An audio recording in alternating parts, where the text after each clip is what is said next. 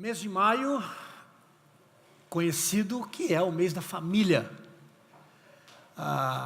Eu não podia deixar de trazer uma série de mensagens falando sobre o tema. É a base da igreja, e se a família vai ruindo, a igreja também vai ruindo. Tudo começa em casa. A gente acha que o negócio começa aqui, começa em casa, vem de lá. E o tema dessa série é nas melhores famílias. E os melhores está arriscado propositalmente, porque não existe melhores famílias. Ainda que... Tá dando uma murchadinha aqui, por favor. Nas melhores famílias, a gente chama esse padrão estereotipado, né, de família ajustada, dentro do nosso conceito, dentro do que a gente acha. Mas ainda assim, essas famílias, melhores famílias, elas também encontram muitos desafios. Desafios no casamento, na relação conjugal, desafio com os filhos, desafio com as finanças. E será que de fato elas conseguem ainda crer de que esse projeto chamado família vai dar certo? É por isso que no mês de maio o tema da família estará na vitrine. Ou para aqueles que são aí do mundo mais virtual, o tema da família vai estar no nosso feed, na nossa capa do nosso Instagram. Esse vai ser o tema do nosso mês de maio, família. E durante os 4 finais de semana, incluindo hoje os outros 3, a gente vai trabalhar 4 temas muito importantes sobre família. O primeiro, que começa hoje: quando o casamento adoece. É possível o nosso casamento adoecer? É possível. E quando ele adoece, o que a gente faz? Segundo, o desafio na educação dos filhos, o desafio de ser cristão para os nossos filhos. Terceiro, quando o dinheiro nos distancia. A gente vai falar também sobre isso. E nós vamos encerrar essa série de mensagens com uma pergunta: eu posso crer ainda na minha família? Eu posso crer ainda na minha família? Para isso eu quero convidar você a abrir a sua Bíblia em Gênesis capítulo 2. Desculpa aqui, Hugo, vou empurrar um pouquinho para trás que está fazendo um chiado, está incomodando aqui, tá? Depois se você quiser olhar aqui, está fazendo um barulhão. Gênesis capítulo 2. Gênesis capítulo 2, versículos de 18, e a gente vai entrar no capítulo 3, e vamos até o versículo 19.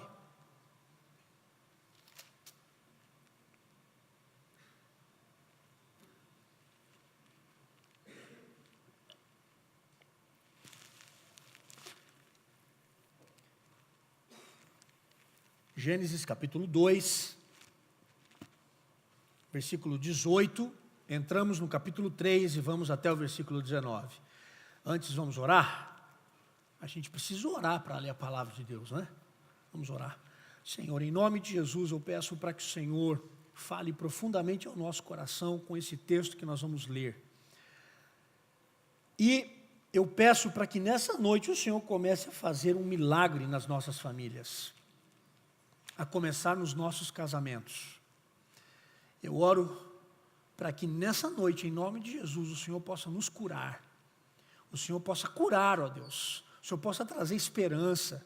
O Senhor possa trazer vigor. A Tua palavra traz isso. E eu creio que ela é poder do Senhor. E eu peço, Pai, para que durante todo o mês de maio, a começar hoje, as nossas famílias venham a ser positivamente abaladas pela Tua palavra. Abençoe-nos. Em nome de Jesus, nos dê compreensão da Tua palavra. Nos dê compreensão do texto. E que possamos ser alimentados pela esperança viva que vem da Tua palavra. Em nome de Jesus eu oro. Amém. Gênesis capítulo 2, versículo 18, diz assim: Disse mais o Senhor Deus: Não é bom que o homem esteja só, far-lhe-ei uma auxiliadora que lhe seja idônea. Havendo, pois, o Senhor Deus formado da terra todos os animais do campo e todas as aves dos céus, trouxe-os ao homem, para ver como este lhe chamaria. E o nome que o homem desse a todos os seres viventes, esse seria o nome deles. Deu nome o homem a todos os animais domésticos, às aves dos céus e a todos os animais selváticos. Para o homem, todavia, não se achava uma auxiliadora que lhe fosse idônea.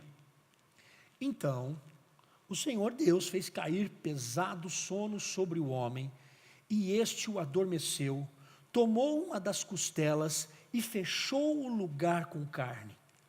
E a costela que o Senhor Deus tomara do homem, transformou-a numa mulher, e lhe a trouxe. E disse o homem: Esta, afinal, é osso dos meus ossos e carne da minha carne, chamar-se-á varoa, porque do varão foi tomada. Por isso, deixa o homem pai e mãe, e se une à sua mulher, tornando-se os dois uma só carne.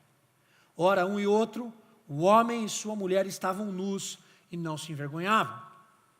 Mas a serpente, mais sagaz que todos os animais selváticos que o Senhor Deus tinha feito, disse para a mulher: É assim que Deus disse: Não comereis de toda árvore do jardim?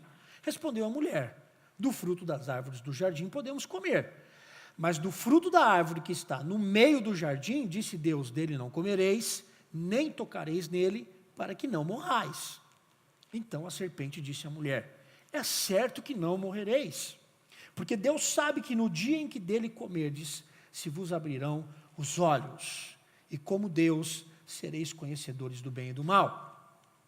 Vendo a mulher que a árvore era boa para se comer, agradável aos olhos e árvore desejável para dar entendimento, tomou-lhe do fruto e comeu, e deu ao marido, e ele comeu. Abriram-se então os olhos de ambos, e percebendo que estavam nus, coseram folhas de figueira e fizeram cintas para si.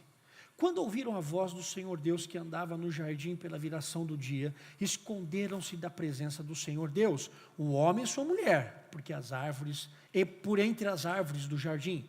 E chamou o Senhor Deus ao homem e lhe perguntou: Onde estás? Ele respondeu: Ouvi a tua voz no jardim, e porque estava nu, tive medo, me escondi. Perguntou Deus: Quem te fez saber que estavas nu? Comeste da árvore que te ordenei que não comesses? Então disse o homem: A mulher que me desse por esposa, ela que me deu da árvore, e eu comi.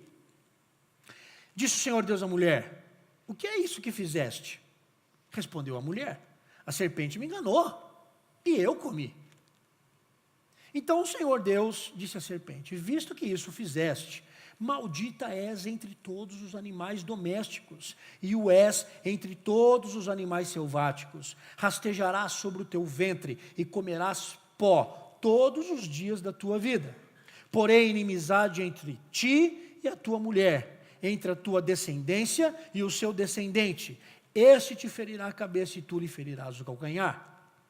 E a mulher disse: Multiplicarei sobremodo os sofrimentos da tua gravidez, e em meio de dores darás à luz filhos, e o teu desejo será para o teu marido, e ele te governará. E a Adão, Deus disse: Visto que atendeste à voz da tua mulher e comeste da árvore que eu te ordenei para não comer, maldita é a terra por tua causa. Em fadigas obterás dela o sustento durante os dias da sua vida. Ela produzirá também cardos e abrolhos, e tu comerás a erva do campo. No suor do rosto comerás o teu pão, até que tornes a terra, pois dela foste formado, porque tu és pó, e ao pó tornarás. Quando o casamento adoece, Eu ouvi certa vez uma frase que eu nunca esqueci sobre casamento. Mas essa frase só foi fazer sentido para mim à medida em que os anos do meu casamento foram se passando. A frase diz o seguinte: quem quer crescer na vida, que case. Quando eu li essa frase, eu estava iniciando meu tempo de casamento, eu disse, pô, que frase de efeito bonita, vou usar num sermão. Não é? Mas quando vai chegando a dinâmica da vida conjugal, aí eu comecei a perceber que essa frase ela é dura. E ela é verdadeira. Quem quer crescer na vida, case. Case para você ver o tanto que você vai aprender a crescer, se você quiser. O casamento tem, eu não vou dizer poder, mas o casamento tem essa influência em nos empurrar para o crescimento. Porque eu não sou mais aquele cara que a Diana casou há 10 anos atrás. E nem ela é. Nós não somos mais aquela pessoa em que nós fomos para o altar no dia do nosso casamento. E por que eu estou dizendo que nós já não somos mais essa pessoa? Porque um vai mudando o outro. O cônjuge vai mudando o seu cônjuge. E eles vão recebendo essa influência, e à medida que eles vão recebendo a influência um do outro, eles vão mudando a vida. É por isso que o casamento, ele é constantemente um desafio, tanto ao nosso coração, quanto à nossa mente. O texto que eu li hoje, ele faz meio que um caminho histórico do casamento. E à medida que ele vai dando para nós um caminho histórico do casamento, a gente vai começar a perceber alguns desafios que a gente encontra dentro do casamento. À medida que a gente vai analisando o texto, a gente descobre os desafios que o casamento tem para mim e para você. E eu pensei nesse caminho como trechos. Eu penso que a gente segue alguns trechos até chegarmos no casamento. E quando a gente entra no casamento, então aí tem uma outra atmosfera. Para chegar no casamento, a gente tem que passar alguns trechos. Deixa eu compartilhar com vocês, então, alguns desses trechos que estão aqui no texto. O primeiro trecho que a gente entra para chegar no casamento é o trecho da solitude. Olha o que diz o capítulo 2. Deixa a sua Bíblia aberta. Versículo 18. Não é bom que o homem esteja só. Adão estava no jardim do Éden. Adão não tinha pecado. Ele observava Deus, olho no olho, e Deus olha para ele e diz assim: não é bom que você esteja só. Que interessante. Ele mantinha uma relação vertical com Deus, mas Deus percebia que na alma daquele homem, ele necessitava de uma relação horizontal. Não é bom que o homem esteja só. Adão, você não pode ficar sozinho. Deus olha para Adão e no meio de toda a criação ele percebe que só uma coisa precisa ser complementada: uma mulher na vida daquele homem. Os homens reclamam das mulheres. Mas como diz o bom poeta sertanejo, nós não vivemos sem mulher. De alguma maneira, todo ser humano, é portador de uma solidão existencial. Não foi só o Adão, a Eva e todos os restantes que vieram depois de Adão e Eva, são todos portadores de uma solitude ou de uma solidão existencial. E que a gente não preenche essa solidão existencial no meio de uma multidão desconhecida. Você pode estar no meio de uma multidão de pessoas, mas se todo mundo que está ali for um desconhecido para você, você ainda continua se sentindo sozinho. Porque nós queremos ter alguém por perto. Nós desejamos ter alguém perto. Nós queremos ter alguém. E essa solitude, ela acaba sendo o primeiro trecho do caminho até o casamento. Porque se você não descobrir que a sua solitude pode te fazer mal, e que essa solidão existencial, ela pode continuar caso você não encontre alguém, e se você também não perceber que você não vai conseguir resolver o problema da sua solidão existencial no meio de uma multidão de relacionamentos ou no meio de uma multidão de pessoas, você então não consegue seguir no próximo trecho rumo ao casamento. Somente a relação conjugal é capaz de oferecer e de tirar você dessa solidão existencial. Quando você tem alguém para partilhar a vida, quando você tem alguém para dividir a conta, quando você tem alguém para dividir o prato, quando você tem alguém para construir junto com você. Agora veja, interessante, se Deus disse que não é bom que o homem esteja só, por que tantas vezes nós insistimos em ficar sozinhos? Porque por tantas vezes nós ainda insistimos em manter a nossa independência relacional e emocional de uma outra pessoa? Por que a gente se desvincula de uma outra pessoa para desenvolver a nossa história e para desenvolver a vida? A gente diz assim, eu não quero ter ninguém. Eu vou construir a minha vida sozinho, eu vou construir a minha vida sozinha. Lá no fundo, você vai descobrir nessas pessoas uma frustração tremenda em relacionamentos antigos. Lá no fundo você vai descobrir essas pessoas que gostaram muito de alguém, mas se frustraram, se fecharam e agora estão numa armadura do homem de ferro, tentando resolver o problema do estalo do desamor. Não vou dar spoiler para ninguém hoje. Se Deus disse que não é bom que o homem esteja só, por que a gente insiste em viver sozinho?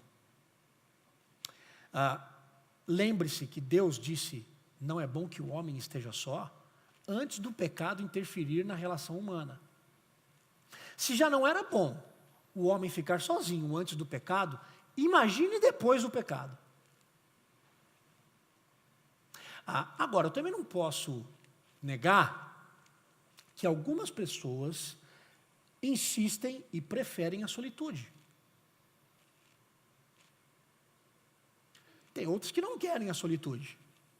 Querem seguir no trecho 2, sair do trecho 1 para entrar no trecho 2, mas também não se movimentam para o trecho 2. Não é? Não fique achando que o seu marido ou a sua esposa vai cair do céu. A gente tem que ir à guerra. Tem que ir à guerra. Tem que se arrumar, tem que ficar na vitrine. Não é? Tem que ficar na vitrine.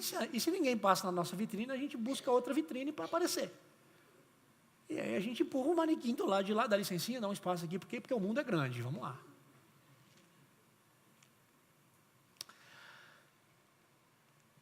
Algumas pessoas insistem na solitude. Para essas pessoas que insistem na solitude, elas param no trecho 1. E ok. Só que elas vão ter que se resolver no trecho 1. E ali elas vão ficar, e ali elas vão viver. O trecho 1 é a solitude. Se você entendeu que você precisa passar do trecho 1, porque você não viveu para viver, você não foi criado, e você não quer caminhar apenas no trecho 1, mas você quer caminhar um pouquinho mais, então você dá um passo a mais e você chega no trecho 2, rumo ao casamento. E o trecho 2 é a busca por uma atividade no mundo. Parafraseando, trabalho. Trabalho. Capítulo 2, dos versículos 19 a 20, depois que Deus olha para Adão e diz assim, poxa, não é bom que você fique só. O que Deus faz? Deus não dá a mulher para ele. Sabe o que Deus dá para Adão? Trabalho. Deus pega Adão pela mão e fala assim, vem cá, meu filho, está vendo os animais? Dê nome a cada um deles. Vá trabalhar. Esse é o trecho 2 do casamento. Se você quer casar, meu irmão, primeiro você tem que sair da solitude. Se você quer casar, minha irmã, você tem que estar na vitrine. Segundo trecho, se você quiser casar, você tem que pensar o que é que você vai fazer da sua vida. Não é sair da solitude e arrumar alguém. Olha o caminho que Deus dá para Adão. Olha o caminho que Deus dá para Adão. É sair da solitude para pensar o que é que você vai fazer da sua vida. Porque quando você entender o que é que você vai fazer da sua vida, é o jeito que você vai sustentar a pessoa com quem você vai viver. Eu tenho 3 filhas. Eu espero que elas encontrem um homem muito melhor do que eu. Mas para tirá-las de casa, o cara vai ter que ter sustento. Porque eu não vou pagar nada. Saiu de casa, estou fora. Estou fora. Vou ficar velho, vou comprar a minha moto. Eu espero não ficar tão velho para isso, mas... né? Porque o segundo trecho é você entender qual é a sua atividade no mundo. O homem tem a solitude, mas ele vai para o jardim de Deus, porque a vida não é só chorar. Ah, estou sozinho, estou sozinha. Porque não tem ninguém. Não, o segundo passo depois da solitude é, beleza, o que é que você vai fazer para ter alguém do seu lado?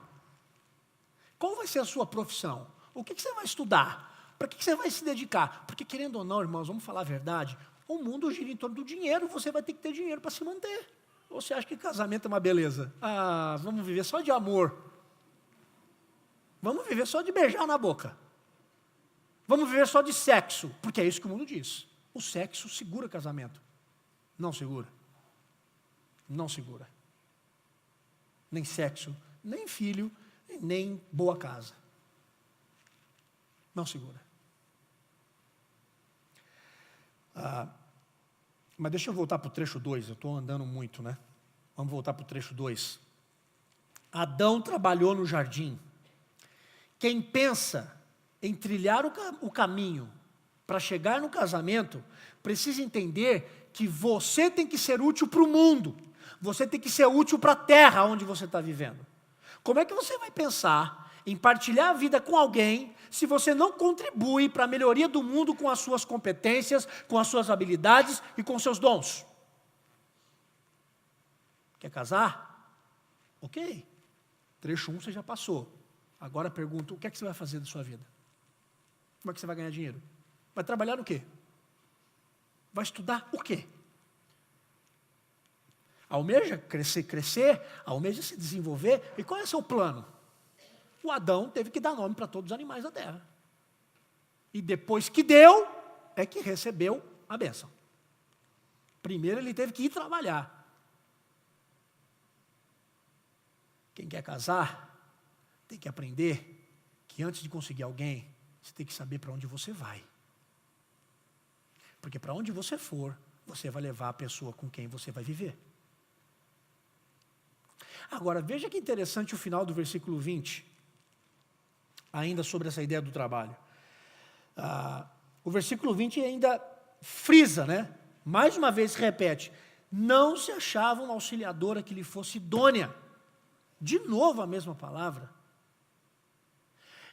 É porque o Adão precisava de alguém que o incentivasse no trabalho e no desenvolvimento para o mundo e do mundo.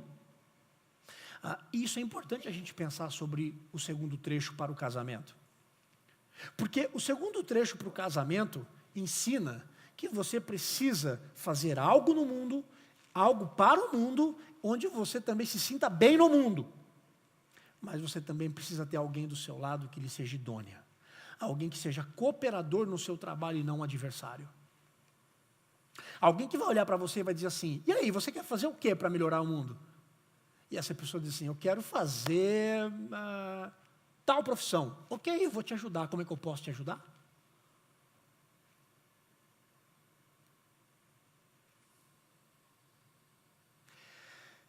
Cada um de vocês tem uma tarefa no mundo. E você precisa ter alguém idôneo do seu lado, não para te sufocar, Porque o idôneo não te sufoca. O idôneo diz assim, vai voar. Vai construir o mundo. Eu e você juntos. Vamos fazer um mundo melhor.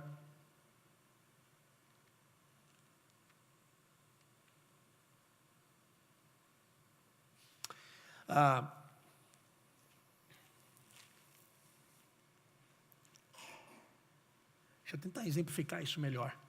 A Liege gosta muito de cachorro, de animal.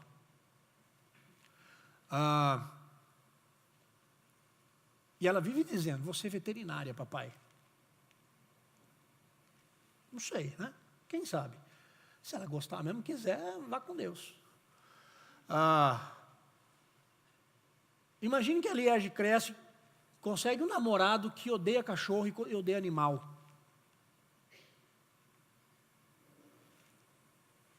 E ela traz o miserável pecador para dentro de casa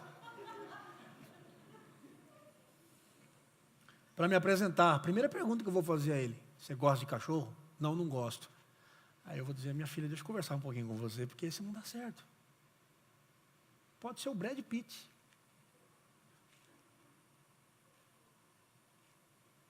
Porque essa pessoa não vai ser um cooperador no modo como ela quer construir o mundo. Entende? Sabe o que vai acontecer com a minha filha? Ou ela vai criar um sério problema depois na relação dela, ou ela vai se anular para agradar o outro que gosta de prédio. Estou profetizando que ela vai casar com um engenheiro. Meu Deus.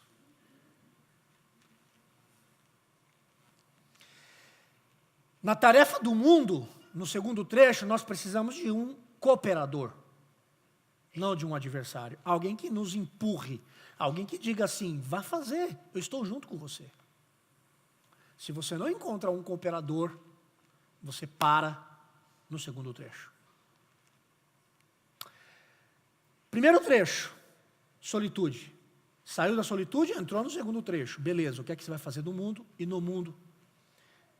Terceiro trecho, aí agora já está bem perto. O terceiro trecho para o casamento é o deslumbramento. Quando você encontrou aquele homem que antes tinha cabelo, era magrinho, aquela mulher, que quando passava você ficou deslumbrado. Hoje está certo, né? Deu uma caidinha na parada, né? Deu um pessoal, né?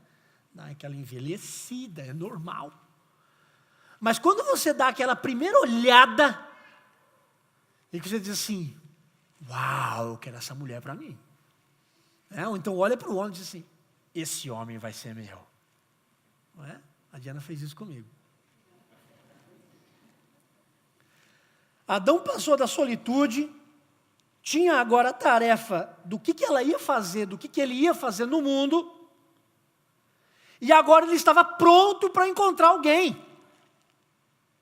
Ele sabia qual era a tarefa dele no jardim, ele estava resolvido de que ele não tinha como ficar sozinho mesmo, porque Deus também tinha dito para ele, não é bom que você fique só. Opa, que história que é essa de não ficar sozinho? E aí, então, ele tem o deslumbramento de encontrar diante dele a Eva. Agora, no terceiro trecho do deslumbramento, e a gente já está, o deslumbramento é a gente cheirar o casamento, já estamos cheirando o casamento. A gente tem algumas coisas importantes para considerar. Duas coisas importantes no deslumbramento. Primeiro, como é que o Adão encontrou a Eva? Ele encontrou a Eva quando? Dormiu. Deus fez ele entrar em um sono profundo para só depois dar a Eva para ele. Ele precisou dormir, descansar. Bom, vale a pena pensar um pouquinho sobre isso para aqueles que ainda estão nesse trecho. Porque quantas e quantas pessoas que aqui ainda não se casaram, passaram do primeiro trecho, passaram do segundo trecho, mas quando chega na fase do terceiro trecho, do deslumbramento, se envolve com tantas pessoas, se entregam para tantas pessoas e se ferem. Não descansam, não fecham os olhos e dormem. Adão, para encontrar Eva, precisou dormir. Segunda coisa sobre o deslumbramento que é importante a gente entender. Quando aparece a Eva, e ele fica deslumbrado com tamanha beleza, que ele nunca tinha visto algo parecido na vida dele, ele reconhece que aquela pessoa é um ser igual a ele. Ele diz, essa enfim é ossos dos meus ossos, carne da minha carne. Ainda que Adão tivesse consciência de que ele foi feito primeiro, e toda a teologia diz isso, que o homem foi feito primeiro, e, né, tem toda essa questão, mas ainda que ele tivesse entendido que ele tinha sido feito primeiro do que a mulher, ele olha para ela e ele não vê hierarquia. O Adão não viu hierarquia entre ele e ela, ele viu alguém. Ele viu uma outra pessoa com quem ele pudesse partilhar a vida. Ele viu uma outra pessoa com quem ele pudesse dividir a sua história. Ele viu alguém com quem ele pudesse olhar olhos nos olhos e dizer, essa é osso do meu osso e carne da minha carne. E isso é sinal além de respeito. Isso é dignidade. Quando você olha para o seu parceiro e você diz, eu não sou melhor e nem inferior, eu sou igual. Nós somos dignos um do outro.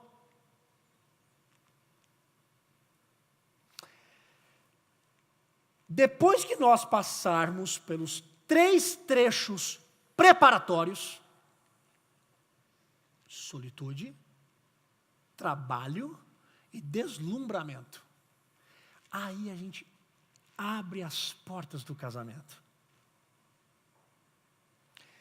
Capítulo 2, versículo 24, texto clássico.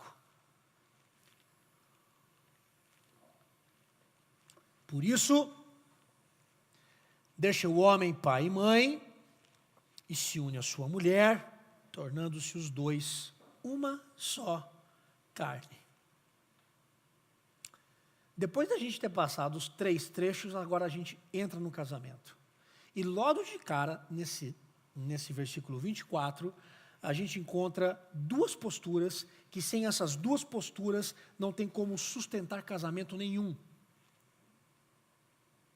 Sem essas 2 posturas não tem como sustentar casamento nenhum. Primeira postura, autonomia. Quando diz aqui assim, por isso deixa o homem pai e mãe, né, e se une à sua mulher, não se trata apenas de autonomia financeira. Eu vou além disso, é uma autonomia emocional.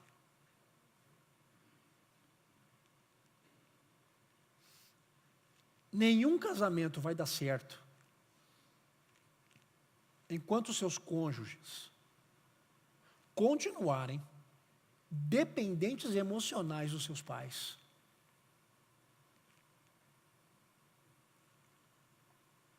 Você vai ter que deixá-los. E a dependência emocional é essa postura assim, quando você brigar com seu cônjuge, tem muita história engraçada sobre brigar com o cônjuge. Eu, particularmente, nesses 10 anos de ministério, já ouvi muitas engraçadas. Já vivi algumas delas. Mas não tem essa coisa de briguei com você, ok, então agora eu vou fazer uma mochilinha, estou indo lá para a casa da mamãe e do papai. Isso é dependência emocional. Você pode pegar o carro e dar uma volta na cidade. Eu já fiz isso. Tive algumas discussões com a Diana que eu falei, meu Deus, eu preciso dar uma volta. Preciso fazer uma oração recebendo o ar de Brasília. Peguei meu carro, saí do Guará e fui lá, fui até lá na casa do presidente e voltei. Lá no plano, devagarzinho, deixando a brisa entrar sobre os meus pulmões. E depois eu voltei, calmo. Você pode dar uma voltinha, mas esse negócio de vou para a casa da mamãe, vou para a casa do meu pai porque briguei com você, isso é dependência emocional. Não tem casamento que se sustente enquanto não se tem autonomia emocional e financeira. Segunda postura para se sustentar um casamento, além da autonomia, é o compromisso. O texto diz, deixa pai e mãe e se une à sua mulher, tornando-se os dois uma só carne. Tornar-se só os dois uma só carne é mais do que sexo. Os dois ser uma só carne é muito mais do que sexo. Isso se trata de uma expressão de ternura relacional. É uma conexão de ternura na relação. Vocês são um. Um. E sabe quando é que o casamento adoece? O casamento adoece quando um quer se tornar dois. Quando um quer se tornar dois, começa a acabar o casamento. Porque sabe qual é a estrutura básica que o amor precisa para ser desenvolvido? Primeiro, estrutura básica, maturidade, que é autonomia. Eu não dependo mais do papai e da mamãe para pagar minhas contas. Se papai e mamãe quiserem me dar uma oferta, tudo bem, é uma oferta. Mas não é dízimo. É uma oferta. Eu tenho maturidade para entender que eu não dependo mais do meu pai e da minha mãe, nem financeiramente, nem emocionalmente, mas eu também tenho compromisso com essa pessoa que eu tirei da casa dos pais. E lembrem-se, não é só apenas o homem que tira a mulher da casa dos pais. Mulher, você também tirou esse menino da casa da mamãe. Ok? Então, os dois foram retirados. Os dois se tiraram. E, dentro dessa estrutura básica de maturidade e compromisso, vocês têm que ser um. Se o casamento for abrir mão de ser um, para cada um viverem como dois, não tem casamento. Viver debaixo do mesmo teto, e não ser um, mas ser dois, não tem casamento. Viver debaixo do mesmo teto, ter relacionamento sexual com o seu cônjuge, mas ser dois, você pode ter sexo, mas você não é um. Você não é um. Porque ser um não é ter sexo. Ser um é ter afinidade. Afinidade relacional, ternura relacional. Quando essa estrutura de maturidade e compromisso começa a ruir, o casamento cai. Como é que termina o capítulo 2? O capítulo 2 termina dizendo que ambos estavam nus e não se envergonhavam. É claro que eles não se envergonhavam. Eles não se envergonhavam porque eles tinham intimidade emocional para isso. Eles estavam nus, não é pelo fato apenas de estar nu fisicamente, mas é que o coração um do outro estavam juntos, ligados. Havia essa ideia da emancipação de dependência emocional dos de fora para vincular-se ao seu cônjuge. Estar nu é você ser conhecido e conhecer. Isso é estar nu. Sem isso, o casamento adoece. É por isso que a narrativa começa a falar que eles estavam nus e não se envergonhavam, e vai falando desse casamento que até então estava maravilhoso. Mas, Adão e Eva entraram numa crise conjugal. Adão e Eva entraram numa crise no seu casamento, e a crise foi séria.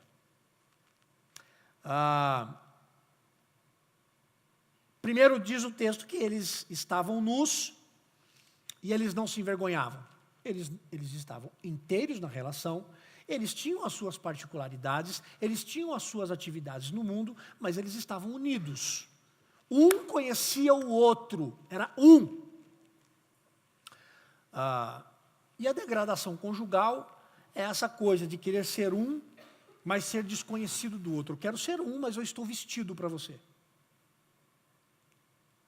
Eu não estou nu para você. Você não sabe quem eu sou. Ok? Então, estar nu é você se permitir Que o outro olhe para você e diga, estou vendo você, transparência, estou te vendo. E você está me vendo? Então ok, então aqui é casamento. Aqui é casamento.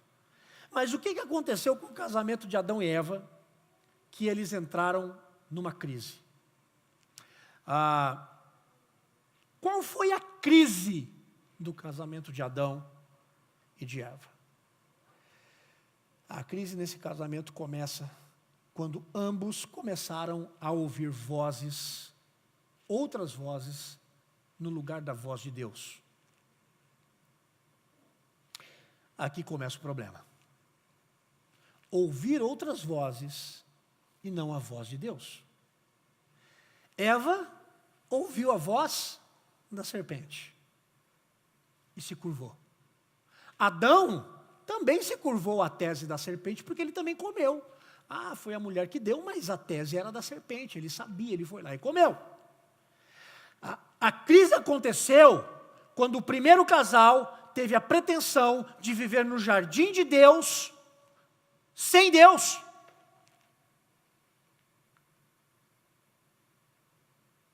Sabe quando é que o casamento começa a acabar? O casamento começa a acabar quando nós damos ouvidos às outras vozes que não ecoam a voz de Deus.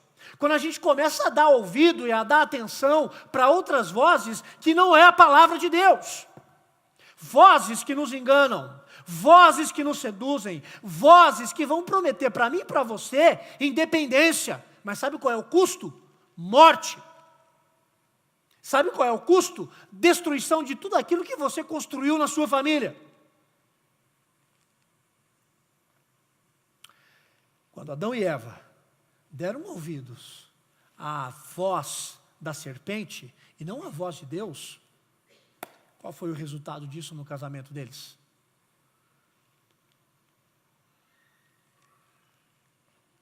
Sabe qual foi a primeira coisa que aconteceu no casamento deles? Acusação. Bom, primeiro, quando não se dá a voz, quando não se ouve a voz de Deus e ouve as outras vozes, o casal se distancia de quem? De Deus. Diz o texto que Deus estava passando pelo jardim e os dois fugiram de Deus. É claro que fugiram. E quanto mais longe de Deus, mais longe do outro eu vou estar. Quanto mais no casamento, mais longe de Deus eu estiver, menos do meu cônjuge eu quero. Mais de mim, menos de você. Mais das minhas causas, menos da sua causa. Quanto mais perto de Deus eu estiver, mais de você, menos de mim. O que eu posso fazer para ser bênção na sua vida? Agora, isso precisa ser junto. E aí entra o jugo desigual. Quando um busca mais e o outro busca de menos, um está sempre cedendo e o outro sempre sugando. Sanguessuga. Tem casamento? Isso é jugo desigual.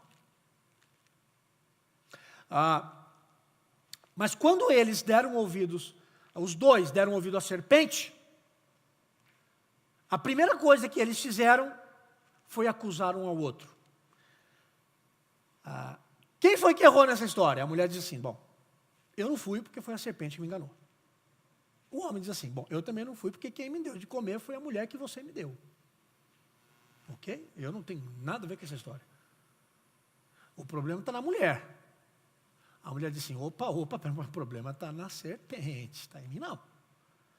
Não há casamento que viva e que sobreviva a acusações. Acusar é esse resultado de ambos deixarem de ouvir a voz de Deus para evidenciar graça e perdão. Sem voz de Deus, cada cônjuge vai querer se sobressair do outro quando a discussão for ética e moral. Eu sou mais ético do que você. Não, a minha moral é muito polida. Você está me acusando? É assim que funciona.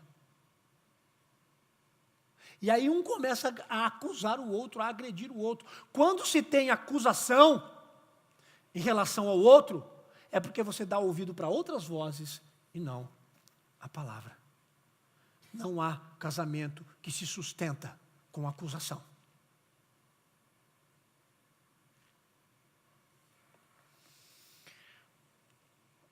Mas a crise conjugal deles, do Adão e da Eva, e que, diga-se de passagem, é muito parecida com a do mundo atual, saiu do campo da acusação. Eles extrapolaram. Sabe o que aconteceu com eles?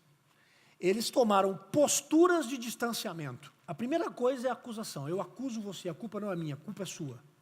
E depois de eu acusar você, eu faço assim, ó. Você está aí, eu estou aqui. Quando me for conveniente chegar perto de você, eu chego. Mas quando esse confronto começa a acontecer, a gente está debaixo do mesmo teto, a gente tem uma aliança. Mas isso aqui a gente resolve. Para o mundo a gente resolve, dentro de casa a gente tira. Porque é conveniente. A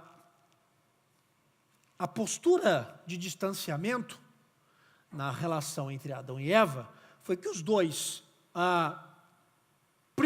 quando eles ouviram a voz de Deus, um priorizava o outro. Quando eles deram ouvidos para a serpente,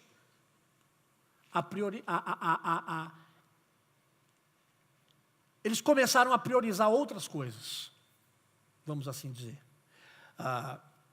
No versículo 16, a gente encontra o tema da maternidade depois do pecado. Não é? Lá no capítulo 3 agora. Capítulo 3, versículo 16. E disse a mulher: multiplicarei sobremodo os sofrimentos da tua gravidez, em meias dores dará a luz dos seus filhos, o teu desejo será para o teu marido e ele te governará. Pronto. Antes a prioridade dessa mulher era aquele homem. Agora, a prioridade dela, sabe qual vai ser? A criança. A maternidade. E se possível for deixar você de lado, eu vou te deixar. Porque, afinal de contas, agora eu tenho uma criança para cuidar. Eu fico pensando, como é que seria ter filhos aqui antes? Eu não consigo imaginar, porque a Bíblia não dá o relato. Mas como é que seria ter filhos antes da queda? Veja, eu não estou dizendo que antes da queda teve filho ou não. A minha pergunta é, qual seria a postura? O único relato que eu tenho é a postura da mãe e do pai pós-queda. E o relato pós-pecado é, a prioridade da mulher vai ser a criança. A prioridade da mulher é a maternidade. E do homem, obviamente, versículo 19, qual é a prioridade do homem? O trabalho. O homem vai priorizar o trabalho. Por quê? Porque o trabalho é onde ele consegue o quê? Sustento? Dignidade. Eu preciso mostrar para o mundo que eu sou digno. Então, eu quero ser o melhor no que faço.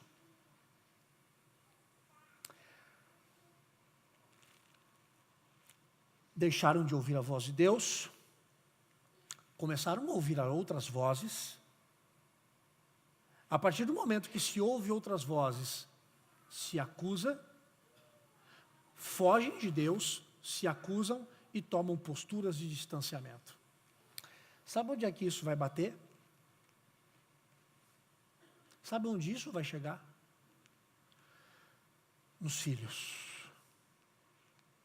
A crise conjugal de Adão e Eva chegou onde eles nunca esperariam. Nos filhos.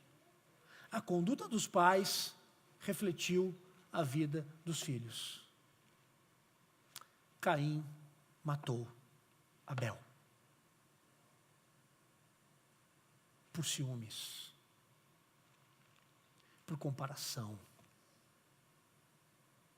Por inveja. E por tantos outros sentimentos que a gente pode colocar. O filho primogênito de Adão não conseguiu dominar o seu desejo de matar o próprio irmão. Agora veja, quando Caim desejou matar a Abel, Deus falou com ele. Caim ouviu a voz de Deus, mas preferiu dar ouvidos a quem? A si mesmo. Essa é a nossa tragédia. Essa é a nossa tragédia familiar. Enquanto eu e você não dermos ouvidos a Deus e continuarmos a darmos ouvidos a nós mesmos e ao mundo com um discurso totalmente fora do padrão da palavra, a nossa família vai perecer. A nossa casa vai ruir. E é óbvio que o nosso casamento vai acabar. E é óbvio que os nossos filhos vão se perder. Enquanto dermos ouvidos a nós mesmos, ou ao mundo, no lugar de Deus, o nosso casamento vai acabar. Os nossos filhos vão se perder.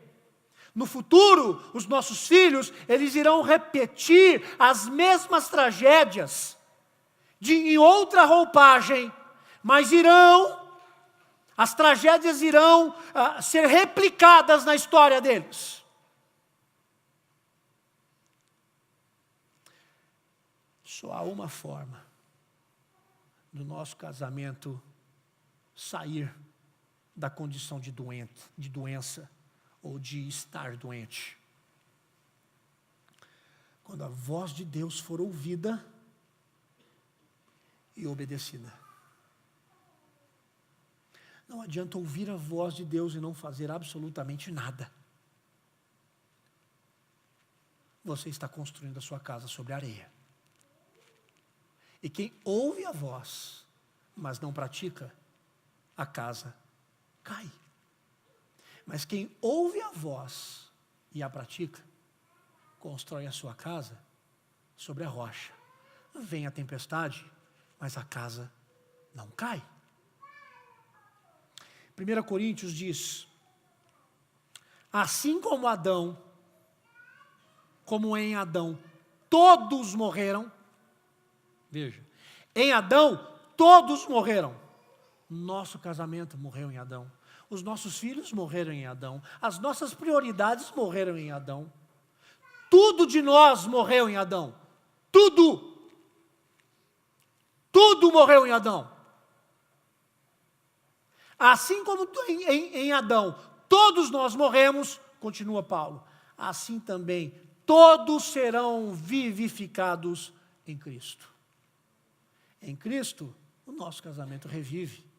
Se em Adão o nosso casamento morre, em Cristo ele revive. Se em Adão os nossos filhos se matam, em Cristo os nossos filhos se reaproximam. Se em Adão as nossas prioridades no casamento são invertidas, em Cristo as nossas prioridades são revistas. Alguém pergunta para mim assim: pastor, meu casamento tem jeito? Eu digo, tem. Tem. E qual é o jeito, pastor? O jeito é Cristo. É Cristo.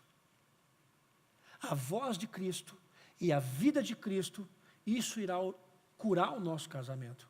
Quanto menos de Cristo eu tiver, menos de Cristo eu estiver, mais distante do meu cônjuge eu vou estar. Quanto mais de Cristo, mais perto do meu cônjuge eu estarei.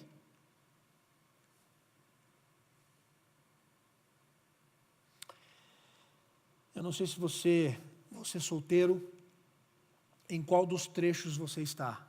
Solitude, trabalho ou deslumbramento? O que eu sei é que se você é solteiro, mas está dentro desses 3 trechos introdutórios, você tem que pensar a sua vida. Para você que já passou dos 3 trechos e está vivendo o casamento, em algum momento seu casamento adoeceu? Bom, primeiro, adoeceu porque nós deixamos de ouvir a voz de Deus. É simples. A gente está ouvindo a nós mesmos. A gente está querendo ver o que o espelho diz para nós. Adoeceu porque as nossas prioridades mudaram.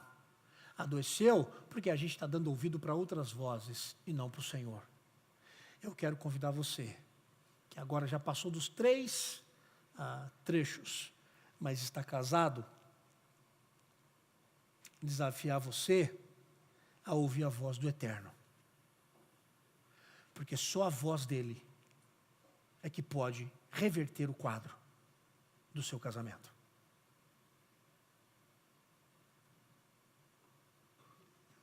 Só. Não é pastor, não é ninguém. É a palavra. É claro que alguém falando da palavra para você, mas não é também jogar a responsabilidade do seu casamento para o outro. Você que casou, que tem que assumir a sua responsabilidade. Homem, assuma Mulher, assuma. Se você ouvir a voz de Cristo, se os dois ouvirem a voz de Cristo, e vocês são dois num casamento, numa relação que é para ser de um, vocês serão um de novo. O benefício não vai ser só de vocês. Será do seu filho, será da sua filha. Eu não quero que na minha relação eu me distancie e eu venha a criar um Caim matando Abel.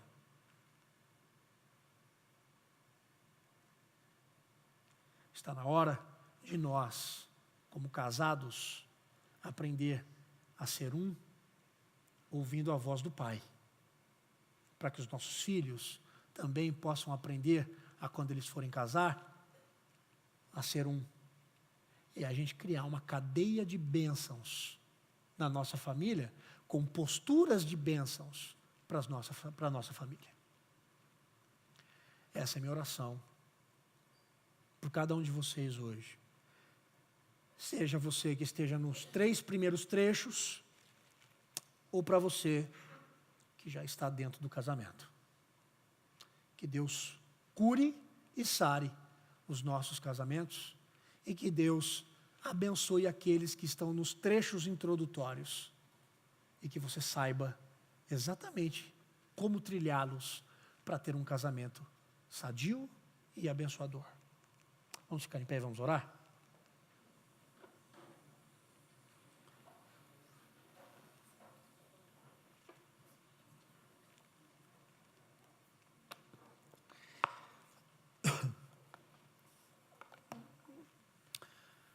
Nós temos ali um lugarzinho para, durante todo o mês de maio, que é o mês da família, a gente tem um lugarzinho lá para você tirar foto com a sua família.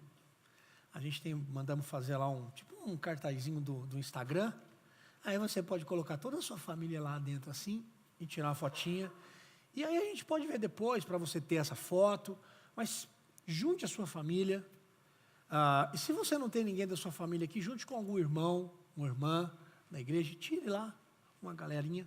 Você pode fazer isso depois, a gente tem lá, o pessoal está lá com a máquina para tirar foto. Junte a sua família e faça isso. E tome posturas para que a sua família não se perca. Vamos orar? Pai amado, em nome de Jesus, eu quero te agradecer, porque o Senhor é bom, e te agradecer também, porque o Senhor traz esperança para as nossas relações e para o nosso casamento. Eu oro por aqueles que aqui estão, que não casaram ainda, que estão nos 3 trechos introdutórios, saindo da solitude, procurando um trabalho, pensando o que fazer na vida, e também na fase do deslumbramento com uma outra pessoa. Eu peço para que o Senhor abençoe aqueles que estão solteiros e que eles possam aprender a como passar nesses 3 trechos debaixo da Tua palavra. Mas eu também oro por aqueles que já são casados e que precisam de uma renovação, que precisam de cura, que precisam do cuidado do Senhor. Ó Pai, eu peço em nome de Jesus para que as outras vozes que estão sussurrando nos nossos casamentos, para destruir os nossos casamentos, eu peço em nome de Jesus, para que a partir de hoje, a postura dos casais dessa igreja, sejam exclusivamente de ouvirem a Tua doce voz. E que não haja acusação, que não haja distanciamento, mas que haja cura na relação conjugal. Abençoe as nossas famílias, derrame da Tua graça sobre nós, em nome de Jesus, eu oro e agradeço. Que a graça do Senhor Jesus, o amor de Deus o Pai, a comunhão e a consolação do Espírito Santo esteja sobre a sua vida, abençoando a sua família, hoje e para todo sempre. Amém. Amém.